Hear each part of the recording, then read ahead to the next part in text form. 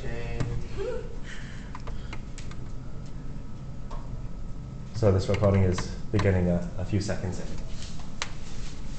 Just a page. Oh, not even. It's at the bottom of the page. All right, no, what page? Positivity. So tell me why the distance from f to g is always positive. Always. Why is the distance from f to g? So if f is equal to g, why is the distance from f to g equal to 0? Because f of x would have to equal g of x at literally every point if we were going to, if the function was going to equal 0, then the only way for that to happen is if f is equal to g. Right. I think somehow you even did both directions at the same time. Which, I mean, both directions will be easy. If f is equal to g, that means that for every x in the domain f of x is g of x, and the distance from a thing to itself is 0. So the supremum of the set of all things that look like the distance in y from f of x to g of x, x in x. Yeah. What things are in that set? Bunch of zeros. 0. It's 0 a bunch of times, but a set can't tell how many times 0 is in it. That is the supremum of the set containing only 0. What's the supremum of the set containing only 0? 0. Yeah. 0 is only an upper bound on that set, and a negative number is not an upper bound on that set. So that is the least upper bound. Conversely, let's suppose that f is not equal to g, and show that d sup from f to g is strictly bigger than 0. What does it mean for two functions to not be equal? There's at least one point when they differ. There's at least one point where they differ. So there exists some point in x with f of u not equal to g of u. Since y is a metric space, that means the distance from f of u to g of u is positive, because metrics are positive. So same thing. Maybe I'll even skip this step. D sup from f to g, how does that compare with the distance in y from f of u to g of u? Radically bigger. Well, it might be equal.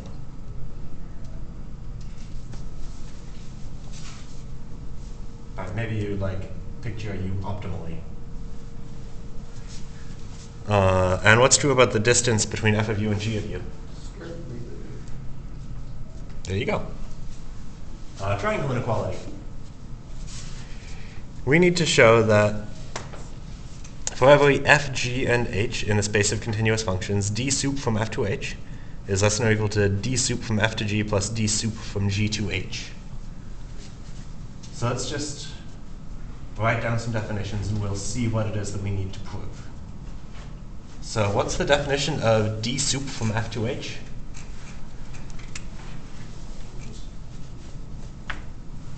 The supremum of d sub y of f to x, h of x.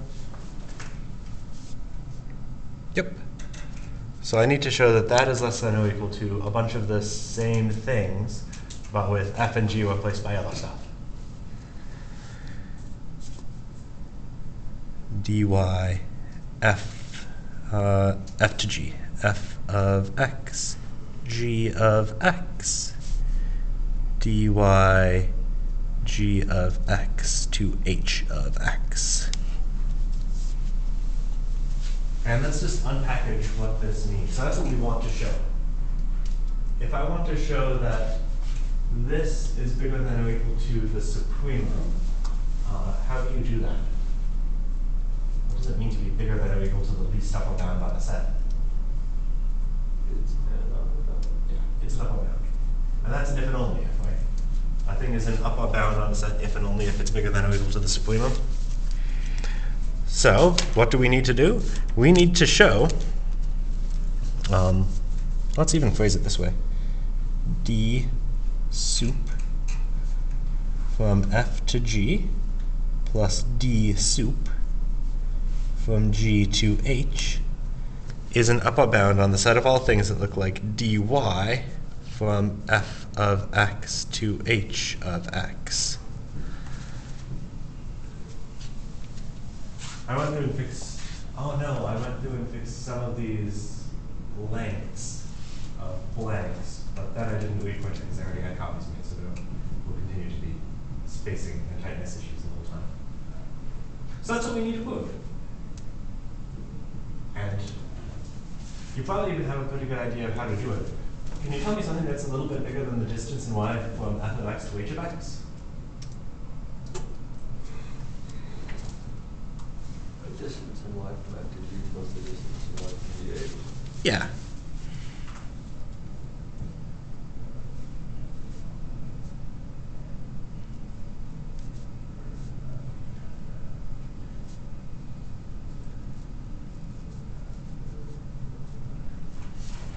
Oh, wait, but this is an element of the set that's used to define d sup from f to g, right? So that quantity is definitely less than or equal to the supremum of all numbers that look like that.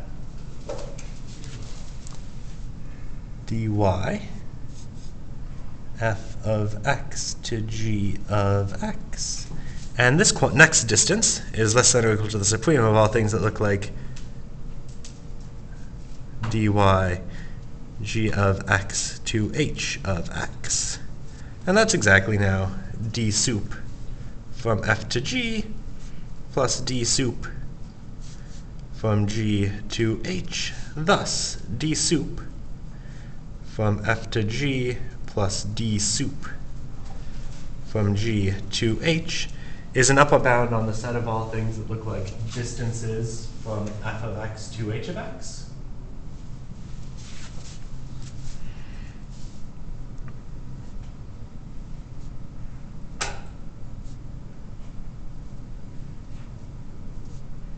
And I won't write the indexing anymore. That's indexed by elements. Well, maybe I'll do this. Have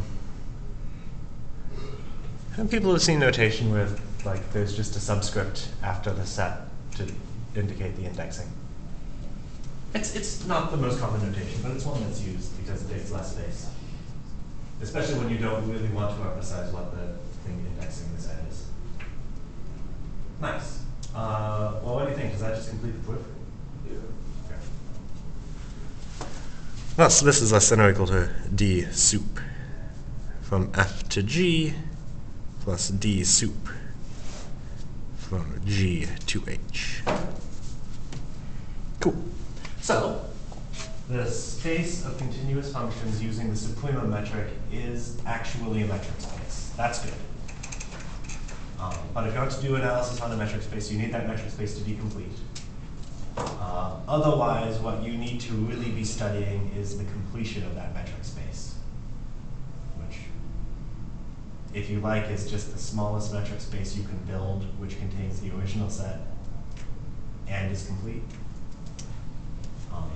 That might even be a good project to have you guys go through the construction of the Cauchy completion of a metric space. If anyone's like listening for project options. But this metric space is actually complete, which is the next thing we'll prove, as long as the underlying set y is complete. What does it mean to be complete?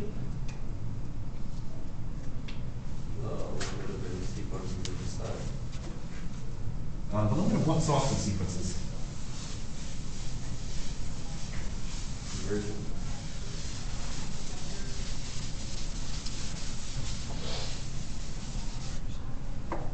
Sure, I mean, I guess. But that requires you to think about like bigger sets that contain this set. Cauchy. Cauchy is what I'm looking for. All right, so if I want to show that C of x to y d sup is complete, what do I really need to show? I need to show that every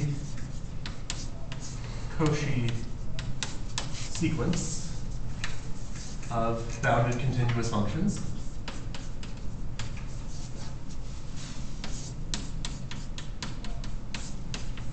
converges, and maybe in parentheses because that'll actually be relevant for this.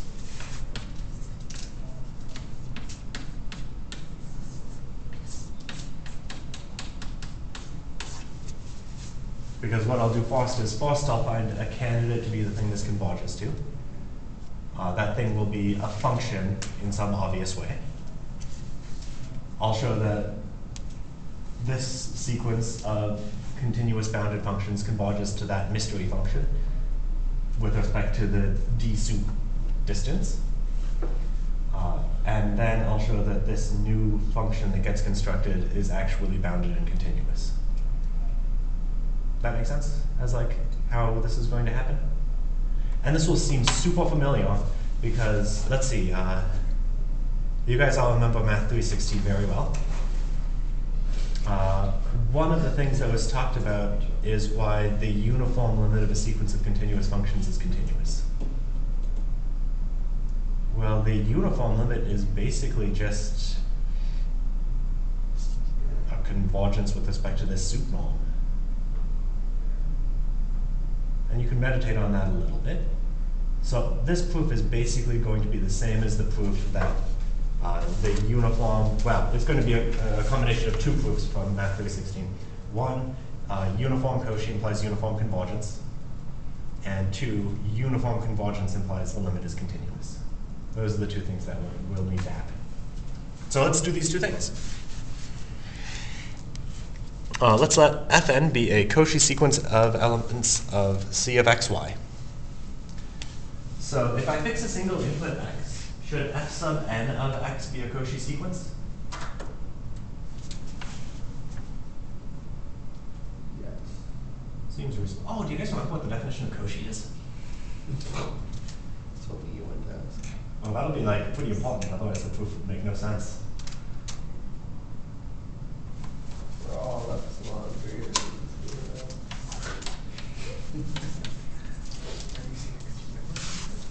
You just noticed it. All definitions start that way. Not all definitions, but yeah. There exists a big N in the net proposed. Such that for all little m and n's bigger than that, distance from f sub little n to f sub little m less than epsilon. Yeah.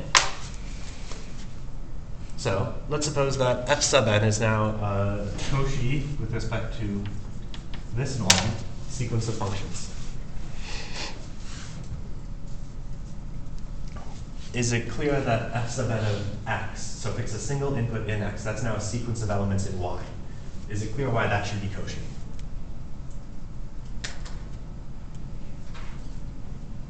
So I guess like I'll give you guys three choices. I can like talk for another couple minutes on fill in those lines. You guys can fill in those lines right now and take those couple minutes while I be quiet. Or we can do neither and like just move on. How many people just want me to move on? How many people want to fill in their lines themselves? Anyone want me to keep talking? Okay, then I keep talking. Jonah, I guess you don't have to listen. I mean, I say that in like my lower level classes a lot. Like sometimes there are just examples that people want me to talk through, and other people are like already have it done. I tell them they don't have to listen, but I don't allow students to wear earplugs in my class. No one's wearing earplugs, right? That's not actually. No, that's never happened.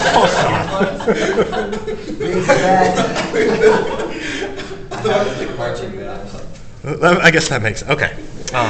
Okay, that's enough stalling. So if I want to show that this is a Cauchy sequence of elements of y, there's what I need to show. So let's do this. Let's let epsilon be bigger than 0. I now need to come up with a choice of big N. I know that f sub n is a Cauchy sequence of elements of C of x, y. So that gives me a choice of big N. As f sub n is Cauchy, and maybe I'll even emphasize with respect to d sup, there exists some big N such that for all little m and little n bigger than big N, d sup from f sub n to g sub f, f sub n to f sub m is less than epsilon.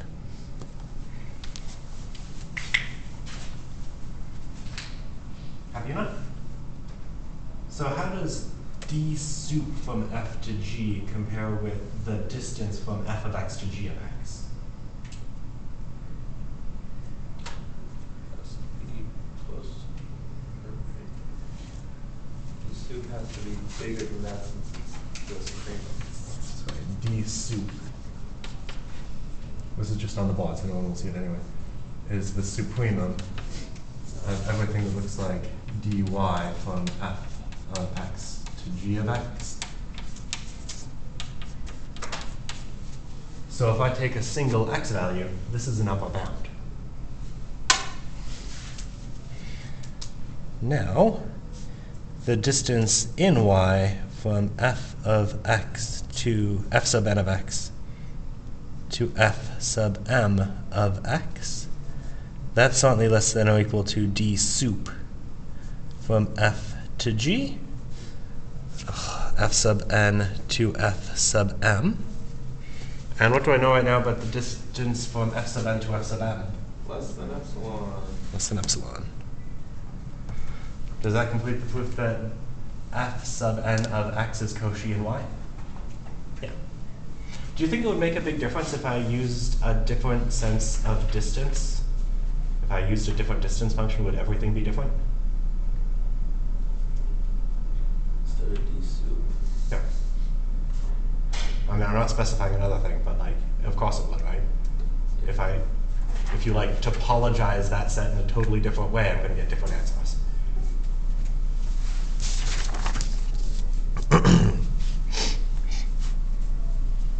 Oh, wait, okay, so what did we get on the previous page? F sub n of x. This is Cauchy in y. What do I know about Cauchy sequences in y? Were you just telling me to push it down? No, I was actually, I was just curious, just as for definition one, we're just looking at metric spaces. For this to hold, do we need those metric spaces to be complete as well? The original metric y space. to be complete. Okay. X doesn't need to be. Okay. And like the reason I'm only y to be complete is for this step to happen. Okay. Because like you notice that like we're not really measuring distance in x yet. I haven't used that x as a metric space at all. And in fact, you could make sense of all of this where x is just the topological space. Okay, that makes sense. And you could still define this distance metric as long as y had a metric. Gotcha. And this proof would still go through. If you wanted to do this in the biggest category possible, then you would need to start studying, if you didn't have any metrics to walk in, this is just a buzzword dropping at this point. But it's called the compact open topology. If you want to study the space of all continuous functions from one topological space to another, the right topology to put on it is compact open.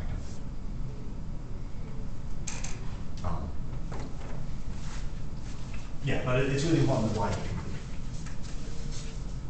If y were not complete, then this next step will fail. I guess I haven't used any completeness yet. I will in a moment, though. Because right now I have f sub n of x being a Cauchy sequence of elements of y. Okay, that makes sense. Thank you. That explains a lot. Yeah. Since y is complete, what do I know about f sub n of x?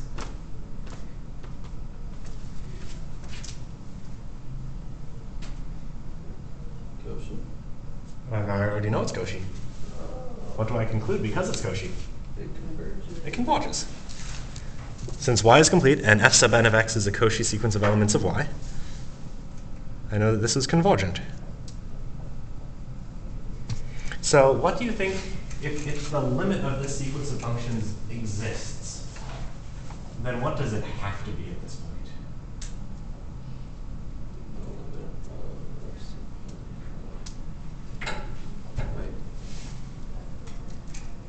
Yeah, sorry, that's like super vague. So this f sub n, I don't know that it has a limit in the right category. What I know, if you like, is that it pointwise converges. For every x value, I know that f sub n of x converges to some f of x. But if the limit with respect to the sup norm were anything, it would have to be that function. If it converges, if the supremum goes to 0, then each of the individual distances have to be 0. So this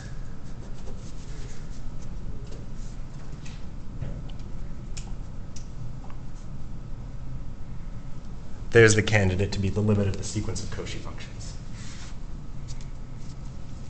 Does that define a function from x to y? Yep. So there are three things that I'll do next. I will show that f sub n actually converges to f with respect to the sup norm. But then you'll notice that I have no reason right now to believe that that function is continuous. And I have no reason to believe that that function is bounded. So it may be that, oh, I've just proven that every Cauchy sequence of elements, every Cauchy sequence of continuous bounded functions converges to another function. But that other function might not be continuous anymore, which would mean this is not actually complete. Let's do it. So, convergence. So, I need to show that for every epsilon bigger than 0, well, what's the definition of convergence of a sequence of functions? What does it mean to say that, what does this mean?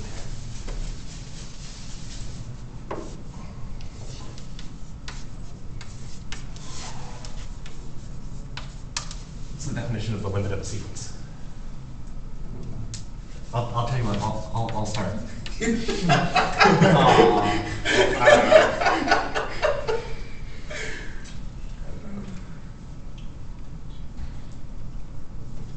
Well, it's a lot like Cauchy, right? But you don't want to compare the difference between terms of the sequence. You want to compare the sequence to the limit. So, I think there's just a delta greater than 0. Such that for all little n bigger than big N, then minus f of x, for f of n of x minus f of x is less than epsilon. yeah, but I can't actually think that Oh, the distance between those two are less than epsilon. and I want to live in the space of continuous functions, so that's the distance I should use. Good. So that's what I need to show. And here's how I'll do it. So consider any epsilon bigger than 0. First, let's use Cauchiness. Since f sub n is Cauchy, there's some initial choice of big N, such as for little m and little n bigger than big N. D sup from f sub n to f sub m is less than, and I can put any positive number there I want, right? Since that's not like exactly the end result I want, probably I'll combine this with some other facts using the triangle inequality. So that epsilon might actually have to be like epsilon over 2. But for now, I'll just specify it with O at epsilon so I know what things I need to divide by 2. How do people, when I go and do stuff like that, just wind up dividing by 2 in advance? Okay. In this case, it won't be divided by 2. I don't like erasing and having to divide by 3 or 4, so I don't. Okay. That's my reason. Well, see, if you have to divide by 3 instead of 2, which is greater than 23. Ah, there you go. My 2's look like 3's anyway. Okay, so so that's what I know right now. So if you expand out the definition of D sup a little bit, what does that mean, right? This is the supremum of all of the distances from f sub n of x to f sub m of x. So let's even save ourselves a little bit of effort and just go right down to there. So that means that for all x in x, the distance, as measured in y, from f sub n of x to f sub m of x is less than epsilon. And that encapsulates that first sentence. Everyone happy enough? So right now I've defined f of x to be the limit of the sequence f sub n of x, where that's the limit taken in y.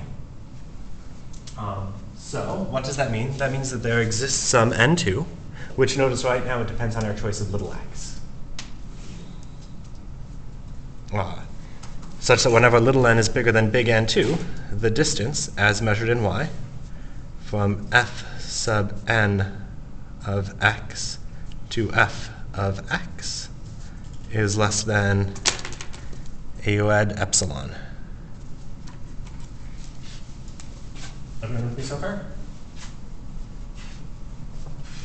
So now let's consider any little n bigger than big N, and some little n which is bigger than both of those numbers. And let's now measure the distance from f of x to f sub m of x via the triangle inequality. So the distance between these two things, well, that is less than or equal to, oh no, this one's going to be a divide by 2. Distance from f of x to f sub n of x plus the distance from f sub n of x to f sub m of x. And do I have bounds on each of those things right now? How big is the biggest one of those? How big is the first one of those?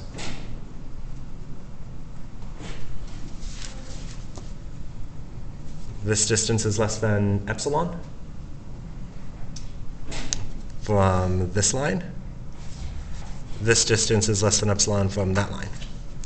So that's less than epsilon plus epsilon. So what do I want to replace my epsilons by? Over 2.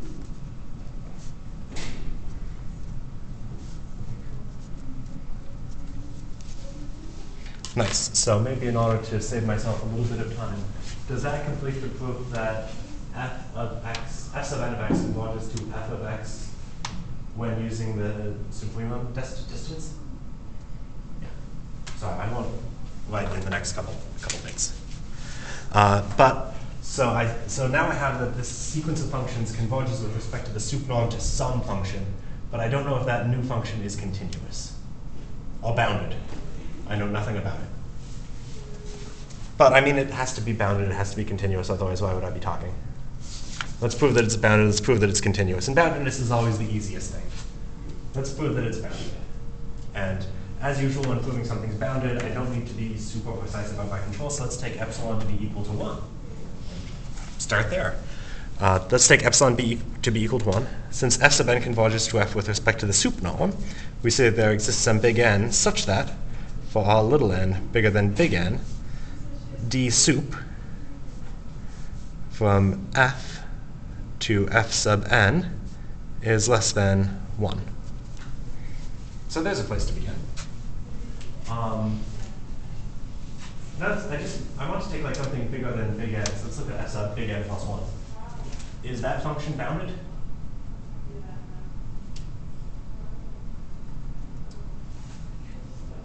What's the definition of C of x comma y? Possibly by flipping to the front page. Bounded continuous functions from the interval a to b to r. Yeah, but replace a to b and r with x and y. But it's bounded continuous functions from x to y. Yes. So this is an element of that by assumption. So it's bounded. Since it's bounded, there must be some big M such that for everything in the domain, the distance from f sub n of x, I guess that's n plus 1, of x to f sub n plus 1 of y must be less than this quantity big M. Everyone with me? Those are both n plus 1s. Those are both n plus 1s. Okay. So if you like, what I just proven is that, so this blue line says that the distance from f to f sub n is bounded. The second one is f sub n plus 1 is bounded. So it's a bounded distance from a bounded function. Does that probably mean that the function itself is bounded? Yeah, let's even just gesture. So the distance from f of x to f of y is certainly less than or equal to this plus that by the triangle inequality, right? Everyone happy? What's an upper bound on that?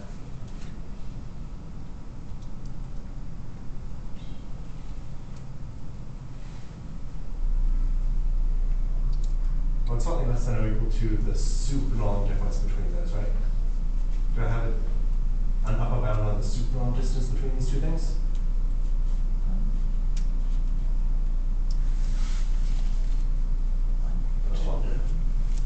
So that is less than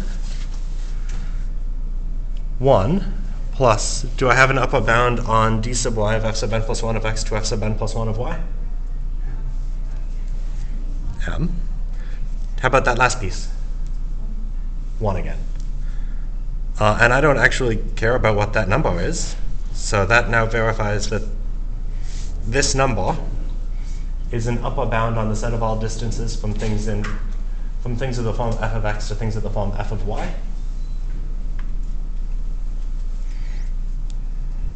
So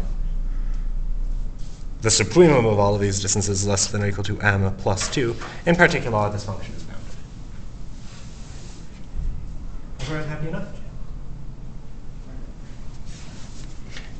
Continuity. This is like the most important one, so it's a shame that I'm running low on time. Let's do it.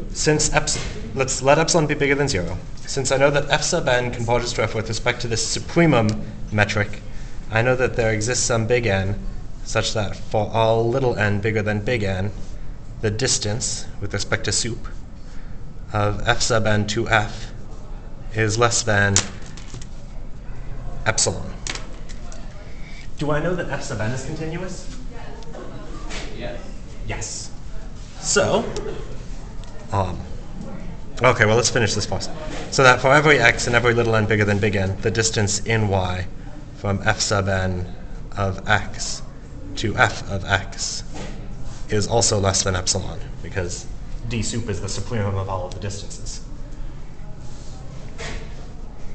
By assumption f sub n is continuous, that means that there exists a delta bigger than 0, such that for all y in big X, if the distance as measured in x from x to y is less than delta, then the distance in y from f sub n of x to f sub n of y is less than let epsilon.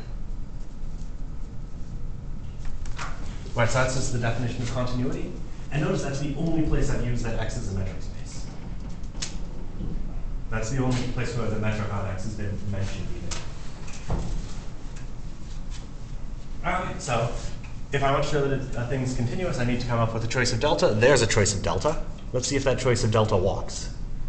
So let's consider any other y in the domain. Assume the distance from x to y is less than delta. By the triangle inequality, then, the distance from f of x to f of y is less than or equal to that sum of 3 things. Do I have upper bounds on each of those 3 things? What's the first thing less than? Epsilon. That's by this. What's the second? How about the second thing? That'd be the, oh, yeah. Also epsilon. Also epsilon by this. Yeah. The last piece. Epsilon by the first one. Epsilon by the first one again. So I added these things up. I got 3 epsilons. What do I need to divide my epsilon by? 3. I love epsilon. Or something bigger. Well, 3. Yeah, let's divide by 4. Yes. No.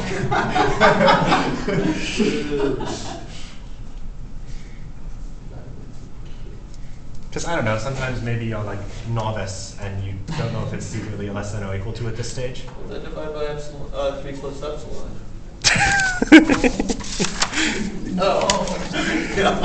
Well, that would be correct. So, I mean, that completes the proof, right? That means that this limiting function is continuous. And so what have we done? We took any Cauchy sequence of elements of C of x, y.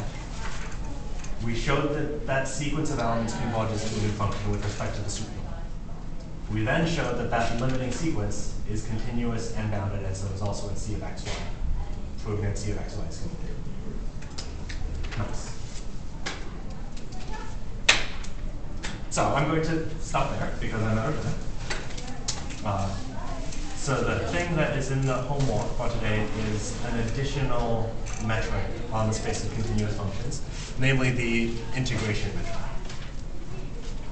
And so you guys are going to show that on the space of continuous functions, it's actually a metric. Positivity will be a little bit silly. And it is not complete. There's an explicit example of a Cauchy sequence with respect to that metric, which converges to a discontinuous function. Nice. So, I'm going to stop.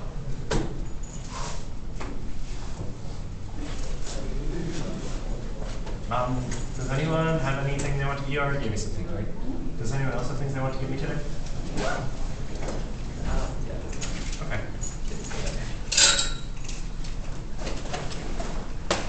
I had a concert till 11 p.m. last night. What? I was in the concert, I wasn't at a concert. This isn't in college class. You don't need to tell me that you were going to a walk. Oh yeah, that's the excuse you're required to tell them.